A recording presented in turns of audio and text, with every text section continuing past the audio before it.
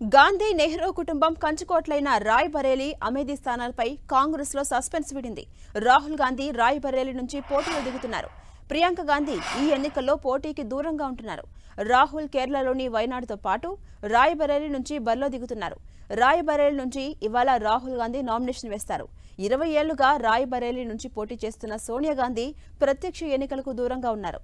రాజస్థాన్ నుంచి ఆమె రాజ్యసభకు ప్రాతినిధ్యం వహిస్తున్నారు. రాయ్ బరేలీ స్థానం నుంచి సోనియా వైదొలిగిన దగ్గర నుంచి అక్కడ ప్రియాంక గాంధీ పోటీ చేస్తారని ప్రచారం సాగింది. అమేథీ నుంచి రాహుల్, రాయ్ బరేలీ నుంచి ప్రియాంక బరిలో నిలుస్తారని అంతా భావించారు.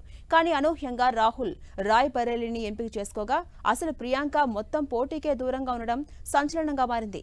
గడిచిన 2-3 ఏళ్లుగా ప్రియాంక కాంగ్రెస్ రాజకీయాల్లో చురుగ్గా ఉంటున్నారు. అసెంబ్లీ ఎన్నికలు జరిగిన రాష్ట్రాల్లో విస్తృతంగా ప్రచారం నిర్వహించారు. ఇప్పుడు లోక్సభ ఎన్నికల్లోనూ దేశమంతా పర్యటిస్తున్నారు. దీంతో రాయ్ బరేలీ నుంచి తొలిసారి ఎన్నికల బరిలో ప్రియాంక నిలుస్తారని అంతా భావించారు. కానీ ప్రియాంక మాత్రం ప్రత్యక్ష ఎన్నికలకు దూరంగా ఉంటున్నారు. అమేథీ నుంచి కిషోర్ లాల్ శర్మ పోటీ చేస్తున్నారు. 2004, 2009, 2014లో అమేథీ నుంచి లోక్సభకు ప్రాతినిధ్యం వహించిన రాహుల్ గాంధీ 2019 ఎన్నికల్లో బీజేపీ అభ్యర్థి స్మృతి ఇరానీ చేతిలో ఓడిపోయారు.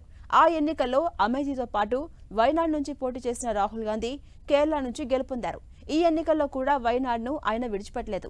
వైనాడ్తో పాటు రాహుల్ అమేథీలోనూ పోటీ చేస్తారని భావించినప్పటికీ ఆ స్థానంలో బరిలో నిలిచేందుకు ఆయన సుముఖత వ్యక్తం చేయలేదు. దీంతో గాంధీ కుటుంబానికి నమ్మిన బంటైన కిషోర్ లాల్ శర్మను కాంగ్రెస్ అభ్యర్థిగా ప్రకటించింది. రాయ్ బరేలీ నుంచి రాహుల్, అమేథీ నుంచి కిషోరీలాల్ శర్మ పేర్లతో అంతిమ జాబితా విడుదల చేసింది కాంగ్రెస్. అమేథీ నుంచి బీజేపీ తరపున ఈ ఎన్నికల్లో కూడా స్మృతి ఇరానీ పోటీ చేస్తున్నారు.